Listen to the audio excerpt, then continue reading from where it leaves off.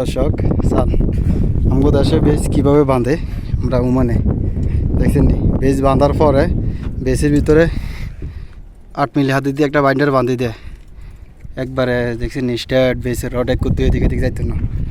আর আমাদের দেশে এমনি তো বাঁধার কথা এলদি তো কইল লাজন মিস্ত্রি গাত মধ্যে বিষ ছুটি যায় গই সান। এই দেশে বেজ এল ছাড়া একটা বেজ বাঁধা হয় না। ডুঙ্গির ভিতরে লেয়া আছে ডালে যেহেতু ডালানো যায় দেখছেন আমার ওবেলে বাঁধতে আছে। কি গরম হাতিতে এত গরম হয়েছে মানে খালি হাতে ধরন যায় না জানা তো মুজা লাগালাইছে। লাজন এটি হবে কারখানা তো বানাই আনছে এত গরম হাতিত রড বলার বাইরে। আর আমগো দেশও দেই ইঞ্জিনিয়াররা কি বলে লম্বা হাতিত যেগুলা লং হাতিত এটি বেলে নিচে দেওয়ান লাগে শর্টবার উঠবে। আর আমগো দেশে ইঞ্জিনিয়াররা শর্টবার যদি উঠবে দিই বেজ খোলাই আবার বাঁধায় শর্টবার মানে না। আর আমগো বাংলাদেশে কিছু ফেসবুকে দিয়ে কিছু ইঞ্জিনিয়াররা লং বার দেওয়ান লাগে নিচে শর্টবার দেওয়ান লাগে উঠবে এটা বেলে নইলে বেশ হয় না। এরকম এক জায়গায় দেখছি একজনের বেজ খোলা আলাইছে বেজ বাঁধা বেলে হয় না।